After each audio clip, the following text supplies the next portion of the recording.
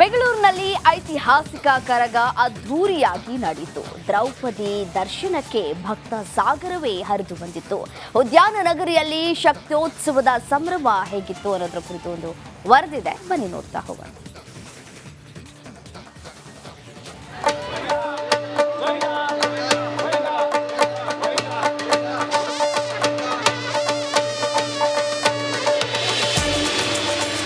ವಿದ್ಯುತ್ ದೀಪಗಳಿಂದ ಧರ್ಮರಾಯ ಸ್ವಾಮಿ ದೇವಸ್ಥಾನ ಜಗಮಗ. ದ್ರೌಪದಮ್ಮನ ಕಣ್ತುಂಬಿಕೊಳ್ಳಲು ಹರಿದು ಬಂದ ಭಕ್ತ ಸಾಗರ. ಐತಿಹಾಸಿಕ ಕರಗ ಉತ್ಸವದಲ್ಲಿ ಗೋವಿಂದ ನಾಮಸ್ಮರಣೆ, ವೀರಕುಮಾರರ ಅಲಗು ಸೇವೆ, ಭಕ್ತಗಣದ ಸಂಭ್ರಮ. ಡ್ರೋನ್ ಕಣ್ಣಲ್ಲಿ ಸೆರೆಯಾಯಿತು ಜನರ ಸಡಗರ.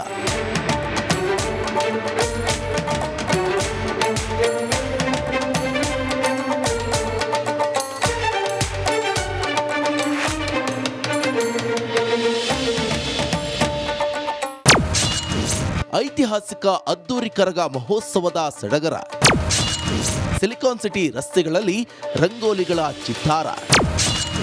ದ್ರೌಪದಮ್ಮ ಕರಗಕ್ಕೆ ಹರಿದು ಬಂದ ಲಕ್ಷಾಂತರ ಭಕ್ತರು.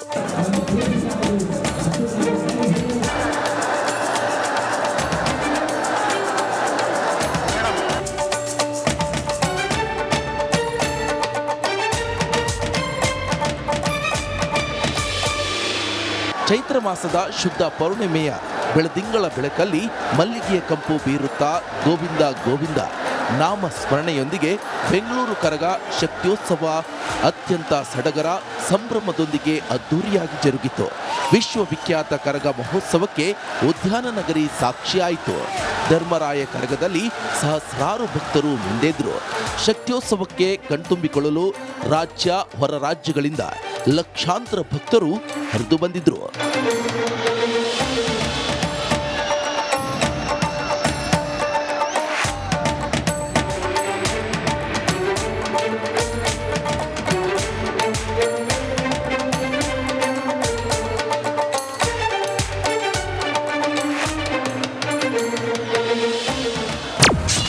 ಹಜರತ್ ತವಕ್ಕಲ್ ಮಸ್ತಾನ್ ದರ್ಗದಲ್ಲಿ ಧೂಪಾರತಿ.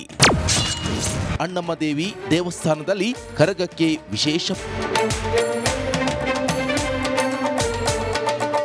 ಧರ್ಮರಾಯ ದೇವಸ್ಥಾನ ಪ್ರದಕ್ಷಿಣೆ ಬಳಿಕ ಕುಂಬಾರಪೇಟೆ ರಸ್ತೆ, ರಾಜ ಮಾರ್ಕೆಟ್ ಸರ್ಕಲ್, ಸಿಟಿ ಮಾರ್ಕೆಟ್ ವೃತ್ತದ ಮೂಲಕ ಕಾಟನ್ ಪೇಟೆ ರಸ್ತೆಯ ಮಸ್ತಾನ್ ಸಾಬ್ ದರ್ಗಕ್ಕೆ ಕರಗ ತಲುಪಿತು. ಧೂಪಾರತಿ ನಂತರ ಬಳೆಪೇಟೆ ಸರ್ಕಲ್ ಮೂಲಕ ಅಣ್ಣಮ್ಮ ದೇವಿ ದೇವಸ್ಥಾನ ತಲುಪಿತು.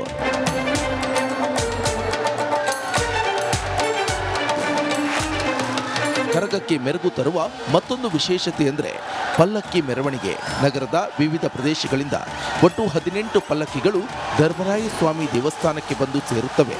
ಇದನ್ನು ನೋಡುವುದೇ ಒಂದು ವೈಭೋಗವಾಗಿತ್ತು. ಬೆಂಗಳೂರಿನ ಆಯ್ದ ರಸ್ತೆಗಳಲ್ಲಿ ಕರಗ ಕಣ್ತುಂಬಿಕೊಳ್ಳಲು ಜನ ಸಾಲುಗಟ್ಟಿ ನಿಂತಿದ್ರು. ಕಟ್ಟಡ ಕಾಂಪೌಂಡ್ಗಳ ಮೇಲೂ ನಿಂತು ಕರಗದ ವೈಭವವನ್ನ ಕಣ್ತುಂಬಿಕೊಂಡ್ರು.